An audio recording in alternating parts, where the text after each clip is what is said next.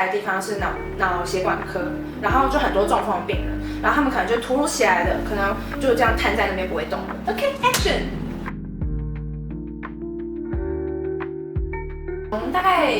前几个礼拜，我就突然觉得现在生活基本上是我蛮喜欢的一个生活。在更早之前，我是不喜欢我那个生活状态，整个人很负面啊，然后回家就在哭啊，或者下班回家路上就在哭那种的感觉。但是现在我觉得是一个蛮理想的状态，就是我身边有我爱的家人，然后他们都还健健康康的，然后我可以边做我的正职工作，然后一边可以做我想要做的副业，然后做我喜欢的事情。我觉得算是一个蛮不错的状态，然后做的决定也都是为了我自己，不是为了去讨好其他人这样。压力的话，我觉得是我自己给自己的。我到最后我会想要负责家里的经济，让爸妈不用工作。我妈现在是已经在家里休息。不知道从哪个时候开始，其实在我读书的时候，我就一直觉得说，我以后要赶快赚钱，然后我要赶快让就是爸爸妈妈不用工作，然后写给他们的生日卡片上，然后说再撑一下，我赶快让你们不用工作这样子。有。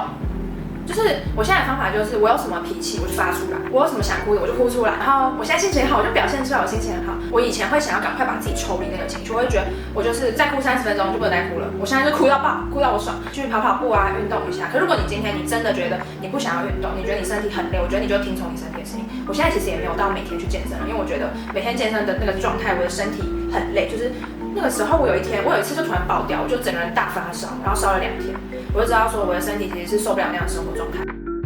最近基本上都在拍单身的生活很好啊，把我单身时期的想法拍出来，大概都在讲一些一个人可以做什么，然后我要怎么去面对自己在单身时候的这些情绪。另一方面，可能健身的就加减拍一点，就是告诉大家说，其实不用硬要找一个人去凑合着过。如果你真的找到一个很棒的人，当然没有问题。但是如果这个人让你不开心的时间大于开心，我觉得我们就不要谈这个感情。我教你怎么过好单身生活，这样。可以从我大概大学的时候几年前。6年吗？那时候开始拍抖音，我就觉得好玩。那时候真的没有想说，我要红什么，我就觉得好玩，拍对嘴什么的。然后有一个影片就红了，然后因为我的胸部其实不是很丰腴的状态，有时候看起来是平的，所以那时候我拍影片，然后我那时候就拍一个侧面的嘛，然后呢，这样讲对。然后我那时候拍个侧面，然后就看起来真的是平的，然后就那时候底下留言就很多，而且看起来一定都是男生，然后少部分的女生有在下面留言，然后就是在讲我的胸部啊什么的。那个时候其实我很受伤，到现在我还是会很在意这件事情。像我最近有时候也会遇到，之前就有一个人在我单身周记下面留言说，不要再靠男人，就是活该靠男人才会变成现在这样子。我想说我变怎样子了，然后我就直接，我现在面对的方式，我就直接把它截图起来，然后把它定选，然后把它PO到现实动态上嘴爆他，然后他就会来私讯，我就在嘴爆他，然后我的朋友都很给力，然后我的暧昧对象也都很给力，他们都会直接嘴爆他说现在怎样，然后开始嘴他一波，然后他就封锁我了，那个就不会再来烦我了。大家在网络上就是，我觉得就是好好讲话，没有人欠你什么，不要再乱讲话了。真的。走比较亲密路线的，就是我们家从小时候可能去上学，或者反正你只要离开家里前，你就一定要跟你的家人亲一个才可以走，不用亲嘴巴，那就是亲脸颊。我妈会讲的讲法就是说，如果今天出门，然后突然发生什么事了，你会不会后悔你出门前没有跟这个人好好的说拜拜？然后我就一直记在心里，不要带着怒气睡觉。我们家有规定就是不能带着怒气睡觉，不能带着怒气出门。如果说真的很紧密的话，一定是姐姐。那虽然我们差4岁，但是我们从小就是那种好朋友的相处模式。那时候其实我开始健身是我姐带我去的，因为我那时候分手嘛，然后我就其实多出超多时间的，那个人占用我太多的时间了。其实我觉得健身应该拯救很多人，那对我来说健身也是拯救我的一个方法。我觉得不是很酷的事，但是是一个很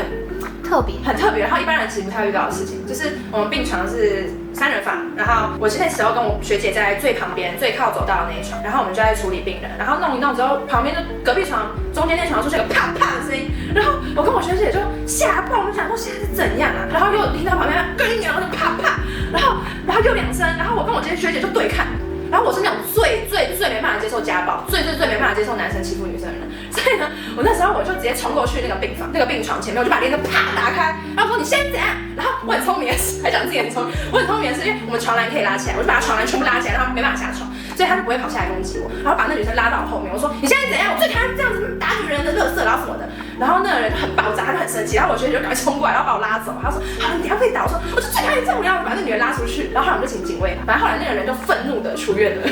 但他到出院前还一直在讲说：“我要找刚刚那女的。”然后我学姐就把我藏在护理站，他说：“你不能再给我出来了。”所以他没有投诉你？没有，他不敢，因为他打人，他真的是打他女朋友。你知道为什么吗？原因就是那女的不给他喝水，因为他明天要抽血要净身。而不是水是可乐。我真的要气死，超白痴！为什么会这种是打女人？然后我跟他讲的时候，我跟他说你为什么打人？他说我自己的人我不能打嘛，我不能管教。然后说什么？他就这样滚！你女儿就打下去的时候把那女抽走，然后把床单全部拉起来，然后就站在他床头跟他对骂。那个女生有感谢你吗？还是她当下的感觉是很害怕？她有点害怕，但是她其实这些人他们都已经习惯了，对，因为像有些我遇到一些阿嬷，他们可能老公也是很凶，以前会打人，然后他们其实他们的心态就是觉得说，啊他就这样啊，就老来伴啊，就这样子，我就觉得说赶快丢掉。可是我觉得我没办法去评判别人的感情或者生活状态。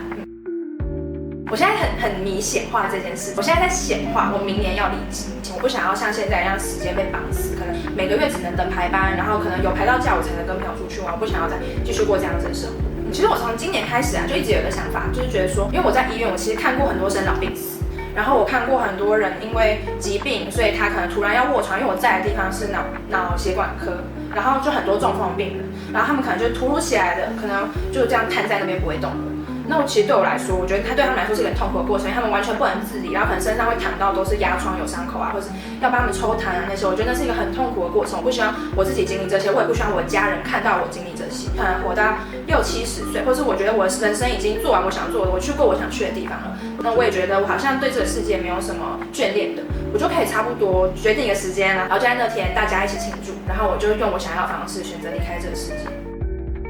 生活很难，我知道，该哭就哭，该笑就笑，该去运动就去运动，该想吃什么就去吃，然后我们就继续就哭完，然后去发泄完，我们还是继续努力一起生活，就是这样。